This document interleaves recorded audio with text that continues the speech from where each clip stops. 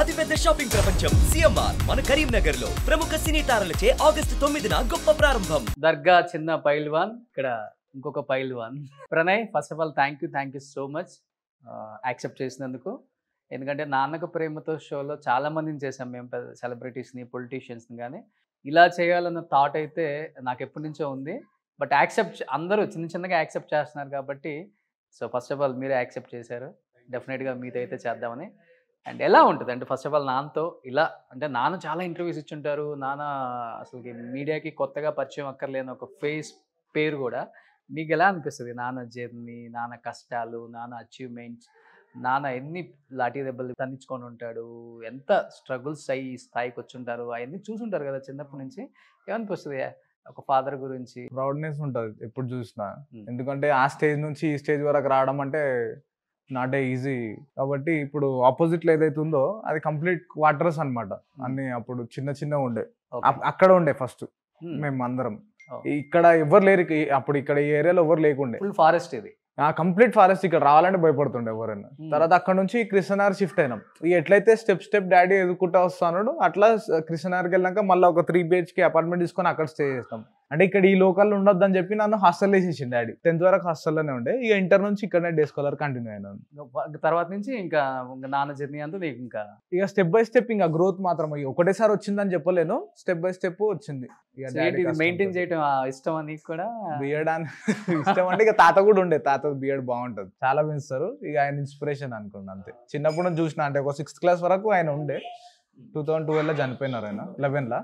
కానీ కొన్ని రీల్స్ చూశాను నేను. చూసిన తర్వాత అనిపించింది, అంటే మీరు కూడా ఇన్ ఫ్యూచర్ ఏమన్నా పాలిటిక్స్ సైడ్ రావాలన్నా, లేకపోతే నాన్నలాగే, అంటే నాన్నకైతే ఒక పేరు ఉంది, అది మంచికి చెడుకి రెండింటికి ఉపయోగపడుతుంది. ఎక్కువ మంది మంచినే ఎక్కువ మనం తీసుకోం కాబట్టి, చెడుని ఎక్కువ మనం పరిగణలోకి తీసుకొని చెడు మార్గంలోనే ఆలోచిస్తాం కాబట్టి కనిపించే వాళ్ళకి చెడు కనబడుతుంది. అంటే మీరే మార్గం వైపు ఎలా? ఇప్పుడు present Gachibowli working president Congress నుంచి. నేను రీసెంట్ గానే జాయిన్ అయినా. ఎమ్మెల్యే ఎలక్షన్స్ అప్పుడు జయేశ్వర్ గౌడ్ గారికి ఎమ్మెల్యే టికెట్ ఇచ్చారని చెప్పి అందులో జాయిన్ అయిన ఉండే. ఇక డాడీ ఉండు ముందు అని చెప్పి జాయిన్ చేసినారు. ఇప్పుడు వర్కింగ్ ప్రెసిడెంట్ ఇచ్చినారు కాంగ్రెస్ నుంచి. ఇప్పుడు యూత్ కాంగ్రెస్ ఎలక్షన్స్ అవుతున్నాయి యాక్చువల్లీ. ఇప్పుడు 5th నుంచి స్టార్ట్. దానికి నామినేషన్ వేసిన షెలింగపల్లి కాన్స్టిట్యున్సీకి యూత్ కాంగ్రెస్ నుంచి వేసినాను. సో బాబుతో ఫస్ట్ టైం కూర్చున్నారు. సో ప్రౌడ్ ఫాదర్గా ఫీల్ అవుతుంటారా ప్రణయ్ని చూసినప్పుడు? ప్రణయ్ జర్నీ, ప్రణయ్ అచీవ్మెంట్స్, లేకపోతే ప్రణయ్ పడే కష్టాలు, అంటే ఫాదర్ నేమ్ కాకుండా తనకంటూ తనకి ఏదో ఓన్ ఐడెంటిటీ కావాలన్న ఒకటైతే నేను విన్నాను, చూశాను కూడా. మీకేమనిపిస్తుంది యాజ్ ఎ ఫాదర్? దానికన్నా ముందు ఏంటంటే మీ ప్రోగ్రామ్ చాలా సక్సెస్ ఇది, నాన్నకు ప్రేమతో. ఎందుకంటే చాలా మంది కొడుకు ఇద్దరు ఫ్రీగా మాట్లాడుకోలేదు, ప్రోగ్రామ్ దిక్కెళ్ళి బయటకు వస్తుంది బాగా. ఇప్పుడు చాలా ఇది కంగ్రాట్ ప్రోగ్రామ్, చూస్తుంటా మీ ప్రోగ్రామ్ అన్ని. Thank you so much. కానీ బాబు ఏంటంటే ఎక్కడ మనం స్లమ్లో ఉండకుండా పెంచాలని చిన్నప్పటి నుంచి. నేనంటే నాకు కేసులు అయినాయి, చాలా అయినాయి, ఈ ప్రాబ్లంలో ఉన్నాను నేను చాలా. చిన్నప్పటి నుంచి విపరీతంగా కేసులు అయినాయి. ఈ జైళ్ళకు పోయి తిరగడం, ఈ కేసులు అవ్వడము, ఇవన్నీ చూసినా నేను దగ్గరికి వెళ్ళి. అప్పుడు ఎట్లా ఉంటుంది, చిన్నప్పుడు మనకు వేరేలాగా ఉంటుండే. అంటే అది టచ్ కావద్దు పిల్లలకు, మనమే ఇట్లా అదైపోయింది, మనకు ప్రాబ్లం అయింది. ఇన్ని కేసెస్ ఇట్లా అయినాయి, ల్యాండ్ మీద 30 కేసులు అయినాయి.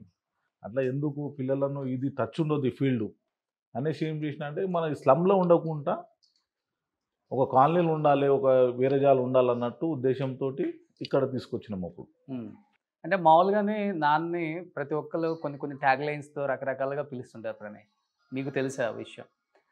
సెటిల్మెంట్లు చేస్తారని, దందాలు చేస్తారని, రౌడీజం చేస్తారని, చంపుతారని, బెదిరిస్తారని. ఇదే ఆయన జాబ్. అంటే ఇప్పుడు తెలిసిన వాళ్ళే మన ఫాదర్ని, మన మదర్ని ఏదో ఒకటి అంటే మనం అసలు తట్టుకోలేం, కొడతాం.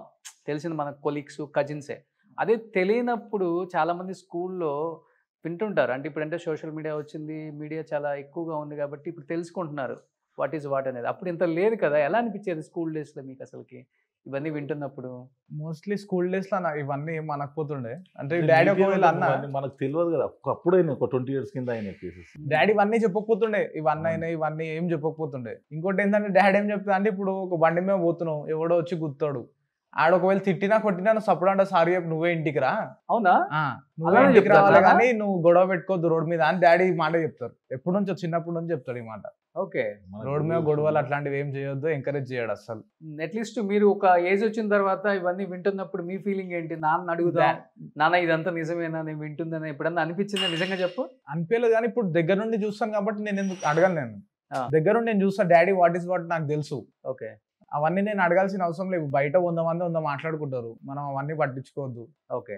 ఇప్పుడు డాడీ దగ్గర నుంచి మనం చూస్తున్నాం. ఇప్పుడు డాడీ దగ్గర అందరు ఉంటారు, చాలా మంది వాళ్ళ దగ్గర నుంచి చూస్తారు. వాళ్ళు ఎవరు ఏమన్నారు, ఇప్పుడు బయట ఏదో చూసి చూడండి చెప్పినో లేదో ఎలిగేషన్ ఒకటి వేస్తారు.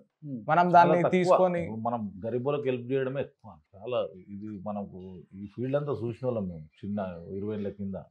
ఇప్పుడు ఏంటంటే 20 years నుంచి ఎంత నీట్గా అంటే ప్రజలకు హెల్ప్ చేయడమే. ఏదైనా ఉంటే వాళ్ళ సమస్యలు ఏమైనా కష్టాలు ఉంటే ఏమైనా ఉంటే కంపల్సరీ సాయం చేస్తాం. అంటే మనమేమో ప్రజలకు హెల్ప్ చేయటం అనుకుంటాం, బయట ఏమో ఇంకొకలాగా వెళ్ళిపోతుంది మార్కెట్లోకి. ఒక రకంగా చెప్పాలంటే మీకు తెలిసిందే పూర్తిగా, మీరు ఇంకా ఎక్కువ చూసుంటారు కాబట్టి జీవితాన్ని.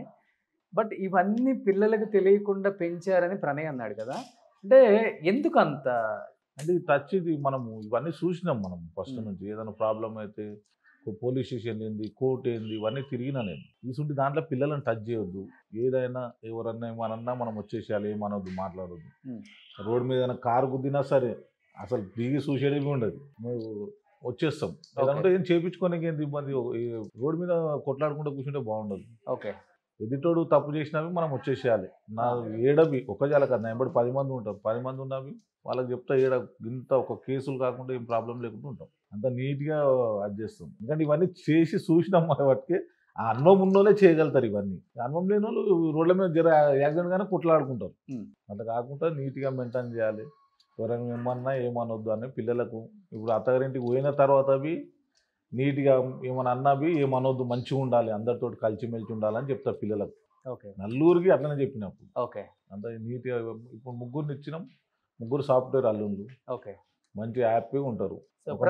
నేను ఏమనొద్దని చెప్తాను. అంటే ప్రణయ్ ఒక విధంగా చెప్పాలంటే నాన్న చెప్పేది మీరు చెప్పేది ఏంటంటే నేను కొంచెం షాక్ కి గురవుతా ఉన్నాను ప్రతిసారి. నాన్న చెప్తుంటే అనిపిస్తుంది అనమాట, పిల్లల్ని అసలు ఈ రూటే వద్దు, మనం వచ్చేసాము, మనకి ఈ రూట్ వద్దని చెప్తున్నారు కాబట్టి. యాక్చువల్గా చెప్పాలంటే ఇలాంటి ఫ్యామిలీస్లో పిల్లలకి తల్లిదండ్రులకు మధ్య అంటే మెయిన్ తండ్రి ఈ అంటే ఇలాంటి ఒక రూట్లో ఉన్నారు కాబట్టి బాండింగ్ కూడా చాలా తక్కువగానే ఉంటుంది, షేరింగ్ కూడా చాలా తక్కువగానే ఉంటుంది. మీ ఇద్దరి మధ్య అసలు ఎలా ఉంటుంది ఆ బాండింగ్? అంటే ఏదన్నా ఉంటే మాట్లాడుకోవటం, కూర్చొని ప్రేమ ఆప్యాయత ఉంటే ప్రణయ్? నార్మల్గా చెప్పు, అంత డిస్కషన్ ఉండదు కానీ ఎప్పుడన్నా నార్మల్ గా మాట్లాడతాం అంతే. కాలేజ్ చేసేటప్పుడు ఇక్కడ కాలేజ్ ఎంతనైనా సరే 1 lakh పోనీ కానీ మంచి కాలేజ్ చేయాలి అవన్నీ ఓకే. సెయింట్ మేరీ లేచిన కాలేజ్ అంటే మనం చిన్నప్పటి నుంచి ఉంటుంది. పిల్లలను పెంచే విధానము సింపుల్ గా పెంచే విధానము చిన్నప్పటి నుంచి ఈ టచ్ లేకుండా పెంచాలి మనము. ఓకే. అన్నట్టు కొద్దిగా దూరంగా ఉండి చదివించిన. అంటే చాలా ఇళ్లలో చూస్తుంటాం, సినిమాల్లో కూడా మనకు కనపడుతుంటాయి. అంటే రియల్ లైఫ్ లో కాబట్టి రియల్ లైఫ్ లో కూడా తీస్తుంటారు, గోడలను చూసి మాట్లాడతాం అనమాట. సో ప్రణయ్ నాకైతే అలా అనిపిస్తుంది. అలానే ఉంటావు నువ్వు? ఏమైనా ఉంటే ఇంకో కంపల్సరీ షేర్ చేసుకునే. నాన్న చూసి ఎప్పుడైనా మాట్లాడేవా? మాట్లాడతాం, ఫ్రెండ్లీ ఉంటాడు డాడీ, అట్లేమి ఉండదు. కనిపించడం అట్లా ఉంటాడు కానీ ఫ్రెండ్లీ ఉంటాడు, మాట్లాడతాడు. కొంచెం రిజర్వ్ లాగా కనపడుతున్నావు ప్రణయ్, అందుకని అట్లే ఉంటే అంత ఫ్రీగా ఉంటాడన్నా. గడ్డ మొద్దు చిన్నప్పటి నుంచి అలవాటు అయిపోయింది. నాకు ఇష్టం ఉండదు కానీ వాడి ఇష్టంగా కాదని లేవు మనం. ఓకే. అట్లా సరే అంతే. ఏమన్నా షేర్ చేసుకుంటాం, మోస్ట్లీ షేర్ చేసుకుంటాం. ఏదున్నా నాకన్నా పేరు ఎక్కువ ఉంది. అవునా?